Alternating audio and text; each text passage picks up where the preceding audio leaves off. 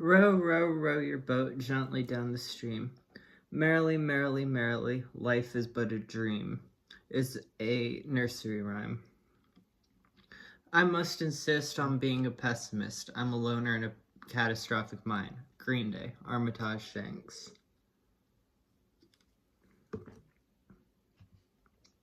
Genetics load the gun, and environment pulls the trigger is a fanciful phrase for the argument between nature and nurture synthesized into its working components.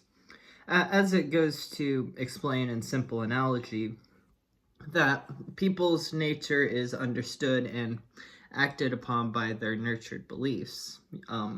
Another way of putting this issue into understandable description is it's free will versus instinct. Will is based on instinct. People's instincts direct their will. Typically, these surround base needs, or at the very least, can be traced from a few innate traits, the three F's, feasting, fighting, and fucking. These drives all originate in one simple prerogative found in any living species: survival, self-preservation, the denial of death. Homo sapiens are the only species which shows a distinct and notable capacity for suicide. Well, sort of. To say that behavior that can be likened to self-destructive in primates and other species isn't observed would be untrue. However, such instances are most, if not in every case, domesticated from domestic caged environments that quote, most experimental study of animals in captivity is absolutely useless. Their character, their habits, their appetites undergo a complete transformation when torn from their soil and field and forest, unquote, noted Emma Goldman, then connecting that, quote, with human nature caged in a narrow space, how can anyone speak of it today, wounded and maimed, unquote. That the human species is a caged creature is unarguable. On some level, it's an open, unconscious secret. The word civil, as in civilization, comes from Sanskrit and Celtic, meaning to have fallen.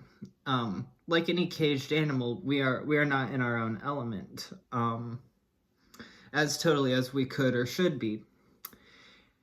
And in that, some instincts are constant on some level and thrive throughout species and settings, though, constants that confirm condition, and underlying it all is the tendency towards personal preservation, so why do people kill themselves?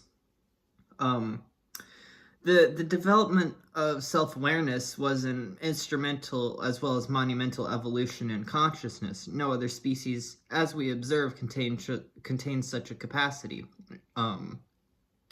However, in that comes the knowledge of our own mortality. Quote, this awareness of death is the downside of human intellect. If you think about this for a moment, death awareness presents each of us with an appalling predicament. It even feels like a cosmic joke.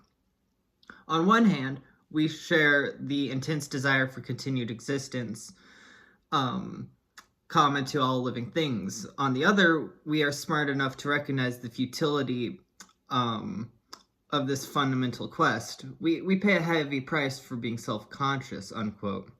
The majority of our thoughts and actions as a result of this are done in order to avoid thought about dying.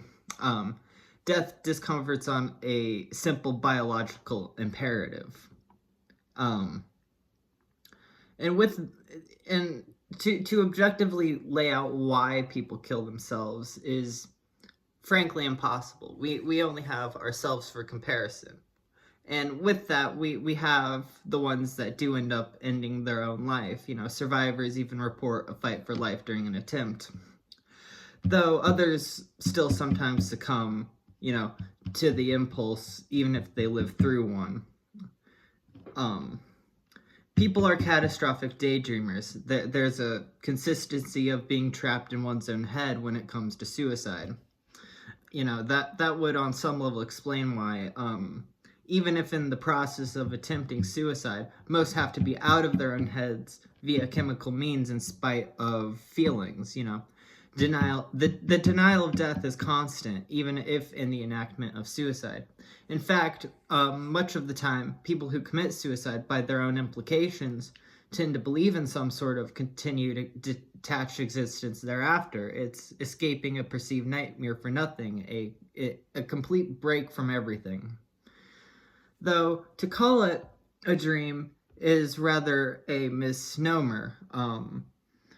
It's an escape from a dream one is often too awake for. To these people, it's not. It's to not live a life of behind the living dead. Environment and their environment influences how one lives according to their instincts. Some people merely go through program motions and thoughts for some 60 to 80 years, then kick the bucket. Take that how you will, but such is applicable in a multitude of ways. It can be regular schedules and cycles in life that come about regardless, or,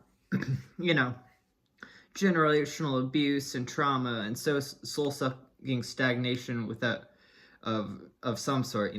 Something in this life cycle which has an impact on the individual's sense of self-esteem, as that is, quote, what protects people from their deepest fears, unquote, and, quote, they will do just about anything to get it. The pursuit of self-esteem is a driving force behind just about everything people want in life, unquote, even wanting to die. Long story short, it's ego fulfillment. Environment affects ego naturally, while, quote, many of us will fight to preserve our self-preservation in the same way that worms or bats will fight to stay alive. Because self-esteem is our symbolic protection against death, unquote. But for the suicidal, it is the symbolic protection of death that gives self-esteem. It's an escape, a release. No one is more cheerful than someone about to die on their own terms after living mechanically for so long. Just remember the smile. You won't forget it. You won't.